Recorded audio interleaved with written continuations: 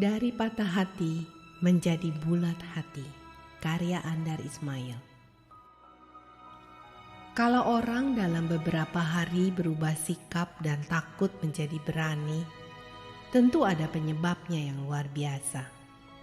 Perubahan besar terjadi pada sikap para murid di kota Yerusalem sejak peristiwa kebangkitan Yesus. Beberapa hari sebelumnya, para murid Yesus berada dalam keadaan muram.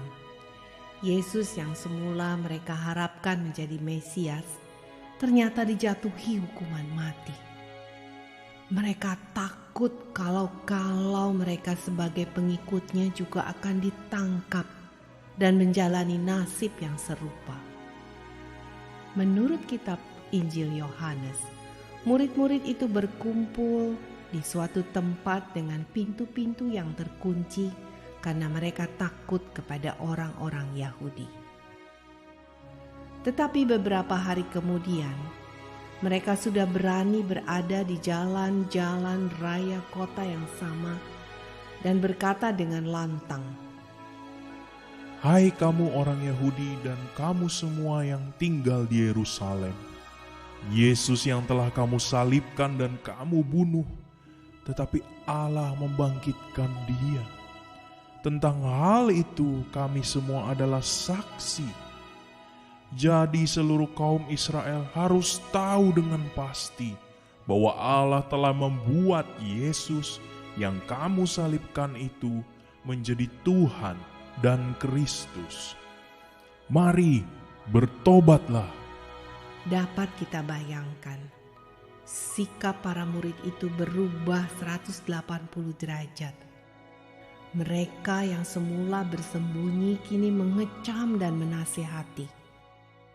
Kalau kita jadi penduduk kota Yerusalem, mungkin kita sulit mengenali kembali para murid itu. Mereka sangat berubah. Beberapa hari yang lalu mereka begitu takut. Sekarang mereka begitu berani.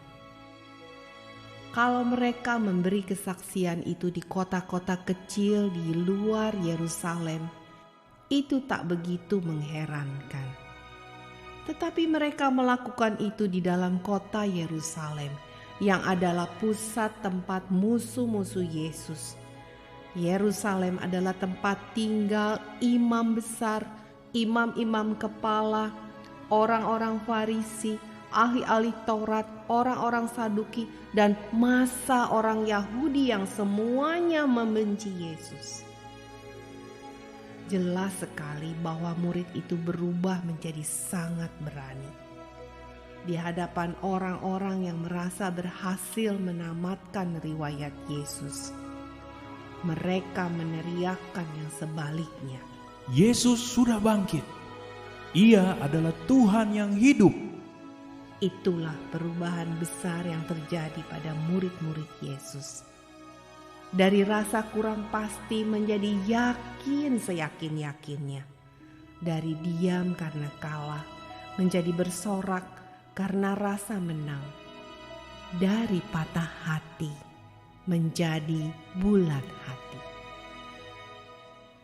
Apa yang menyebabkan perubahan sebesar itu? Apalagi kalau bukan kenyataan bahwa Yesus memang benar-benar sudah bangkit.